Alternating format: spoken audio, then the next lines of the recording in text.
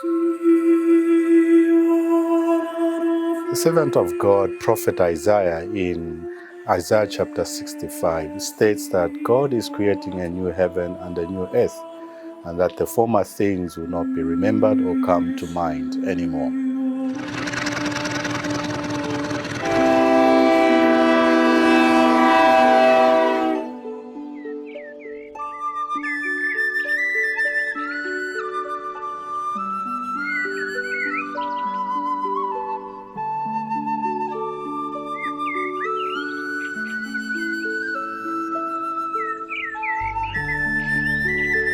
A journey of many stops has begun.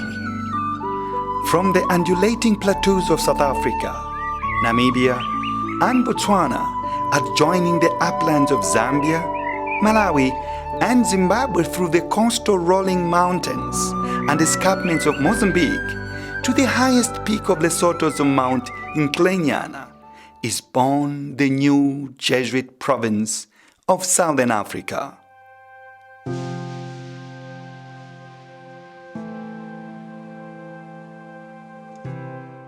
Today, on the Feast of the Annunciation, on the 25th of March 2021, the Society of Jesus has created a new province out of the old provinces of Zambia, Malawi, Zimbabwe, Mozambique, and the region of South Africa. This is in order for us Jesuits in this part of the world to have another opportunity of renewing our mission or our commitment to mission.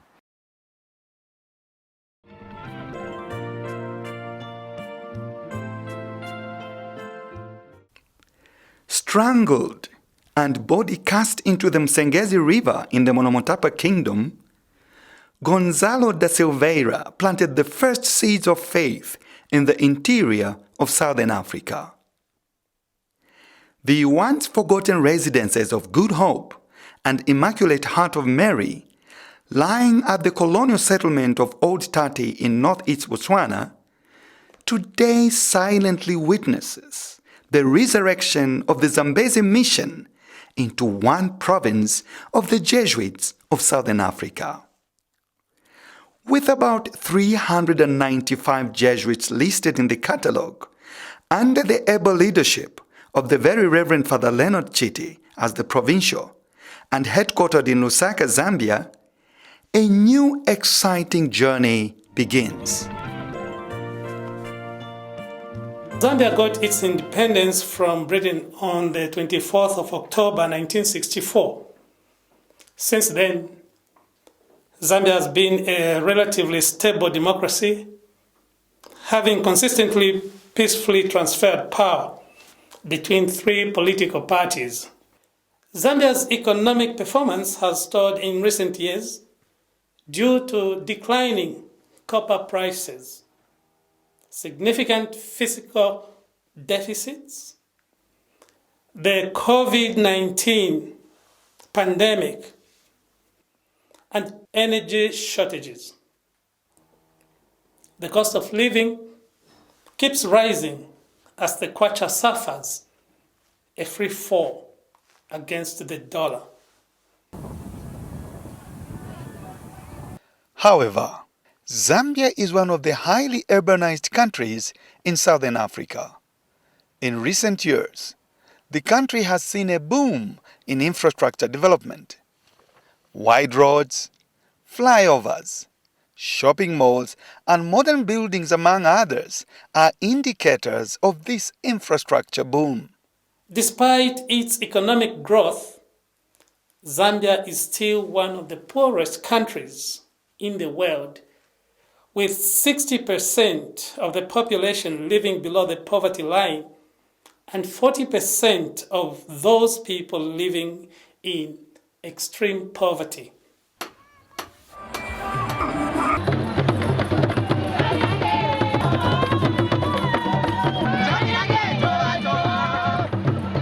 "2021 is an election year in Zambia. Generally, it is hoped that peace will prevail in the country.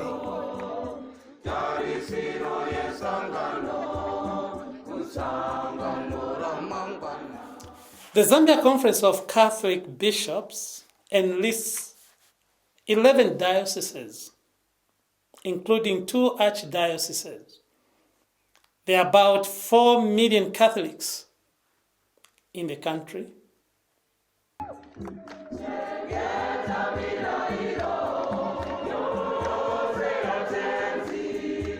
Jesuits have a long history of presence in today's Zambia. In their long work with the Zambian people, the Jesuits are involved in various facets of human life. Welcome you to our governance show this afternoon. Like always, we ensure that the Jesuits run schools, ecological and Ignatian spirituality centers. They run parishes, intellectual apostolate in the universities, and actively participate in the health sector of the country. Apart from their work in Zambia, the Jesuits are also involved in Malawi.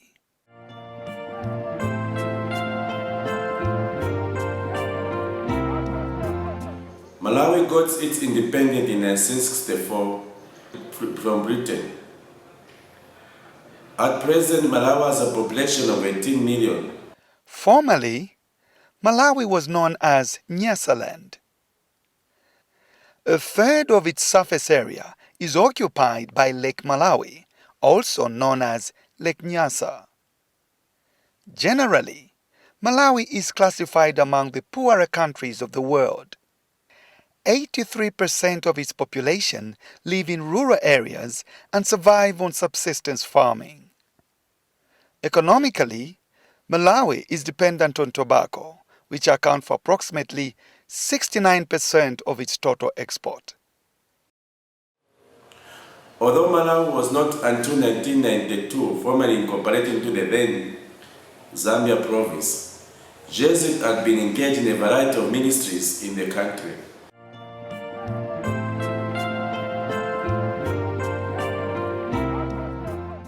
Ministered to first by the White Fathers, the Catholic Church in Malawi has been very stable. Currently, the Catholic Church in Malawi is comprised of 8 dioceses.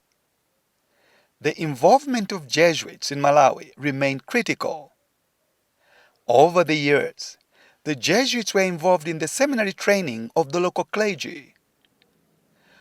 With the civil war breaking in Mozambique, a great number of refugees fled their country into Malawi.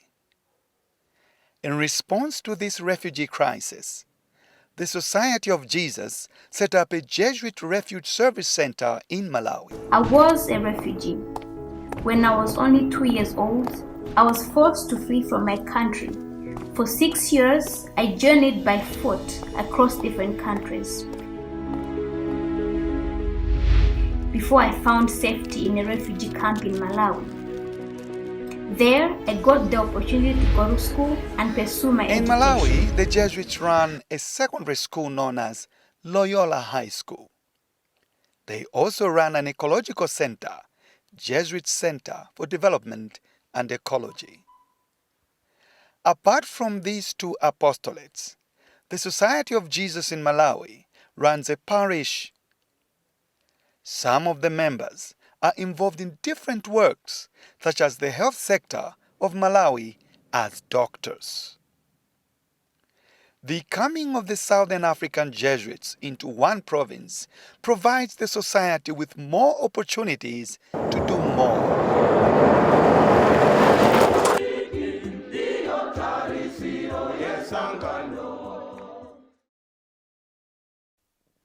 With about 229 members, the former Jesuit province of Zimbabwe-Mozambique is now a constituent of the Southern African Jesuit province. Zimbabwe has an estimated population of 14.6 million, and the majority of those people, about 76.8%, live in rural areas. There are 8 Catholic dioceses in the country, and the Jesuits, we are present in 2 of these dioceses, namely the Archdiocese of Harare and the Diocese of Chinhoyi. In these 2 dioceses, we are serving different kinds of apostolate. The Society of Jesus in Zimbabwe runs 8 parishes with their numerous outstations.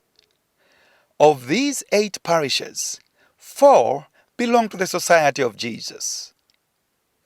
Apart from parishes, the Jesuits' involvement in education spanned more than 100 years. Currently, the Society of Jesus in Zimbabwe runs 18 schools, 9 of which are primary schools.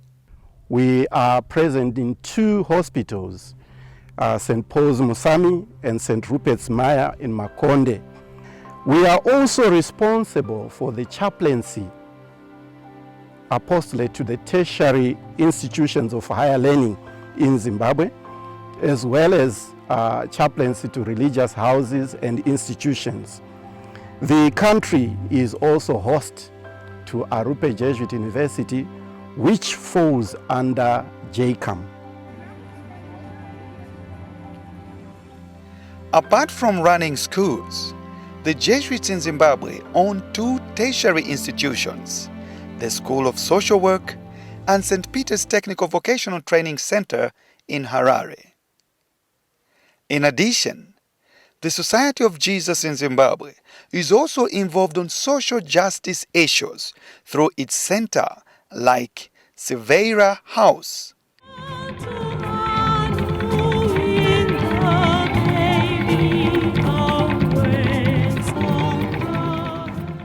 The establishment of the new province offers more opportunities for us to reach out to even the needy of society with renewed energy to the same work that the Society of Jesus has entrusted to us in this part of the world.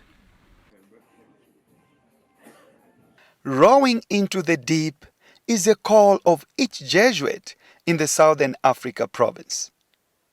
The early Portuguese Jesuit presence and their missions in Mozambique lasted until the suppression of the Society of Jesus in 1773. Sintam-se todos cumprimentados. A paz de Cristo.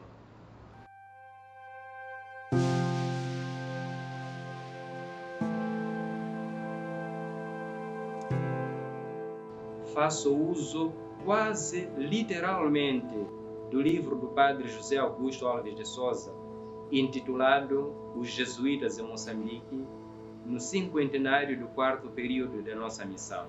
O início da ação missionária dos jesuítas em Moçambique quase coincide com a fundação da Companhia de Jesus.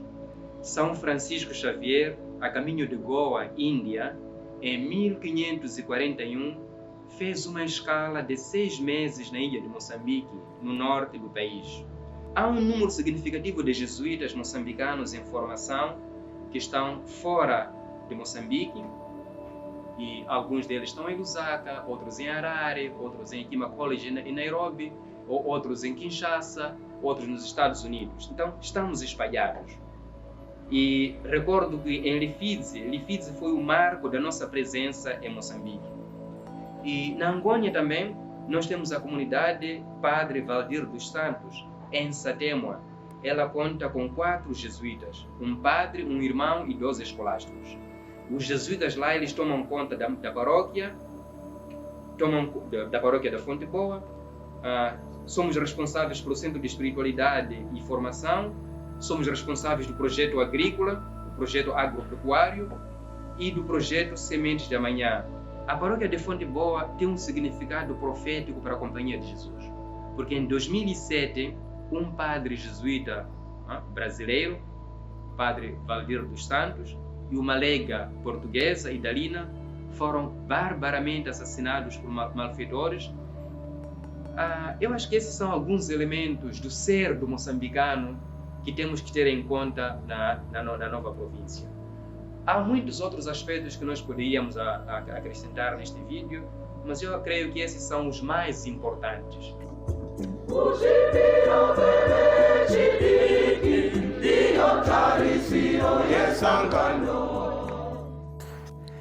The region of South Africa, comprising South Africa, Namibia, Botswana, Lesotho and Swaziland, is yet another block constituting the new Jesuit province of Southern Africa.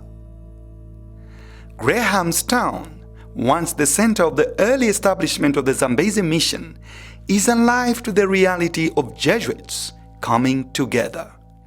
After the 6 French Jesuits had gone on to Thailand in the 1680s, another 180 years was to pass before Jesuits were invited to come to work here in modern-day South Africa. They came to what was then the eastern part of the Cape colony, around the city of Grahamstown. And there they opened a school for young boys, the sons of settlers in that area. It wasn't long, however, before they also branched out and they opened different missions, missions to the Xhosa-speaking people, but also further inland, making a kind of trail. Just as Cape Town had been for the Europeans a halfway station to Asia, so Grahamstown and the surrounding areas in South Africa were a halfway station to what is now Zimbabwe, or in those days was called the Zambezi Mission.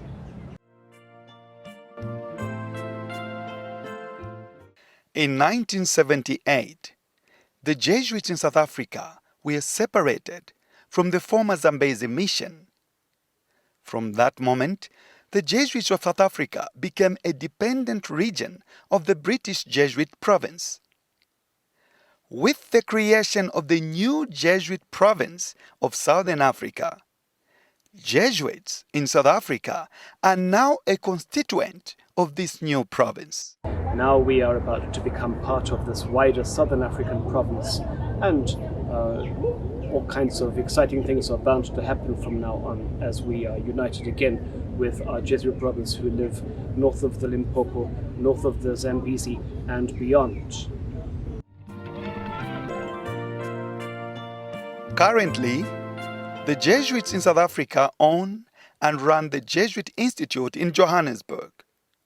The Jesuit Institute offers discernment workshops for people. We promote the way to God through discernment for those who are seeking spiritual growth as part of our implementation of the universal apostolic preferences at all levels of the life mission of the Society of Jesus. Over the years, the Jesuits in South Africa were involved so much in university and college chaplaincy, along with diocesan training in the seminaries. Recently, South Africa is a host of a tertiary program. Jesuits of the entire continent are not new to South Africa. A great number of scholastics did their postgraduate studies in South Africa. It's like in many places throughout the world, Jesuits today find it very hard to keep open the apostolates which were started by their predecessors. And so as we look to the future, there's always some kind of yearning that there will be young blood coming in from the wider province that will help us to keep open some of the institutions that have already been started here. But also we realize that there has to be a moving onwards. We ask God to accompany our efforts, our talents, our energies with His graces, so that indeed we may contribute to the inauguration of God's kingdom in Southern Africa. To the people of Southern Africa are the universal apostolic preferences. To show the way to God through the spiritual exercises and discernment.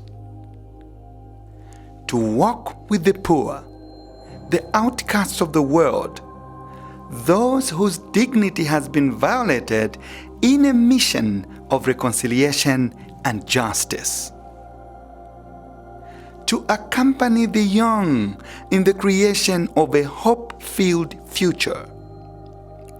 To collaborate in the care of our common home. These apostolic preferences are an invitation to rethink how we live, how we work, and how we relate to the people we serve. May the good Lord bless all the works of the Jesuits in this province. May He bless our provincial and all those given different responsibilities as the Jesuits of Southern Africa shape a new pathway forward. In all this, to love, to serve as we roll into the deep.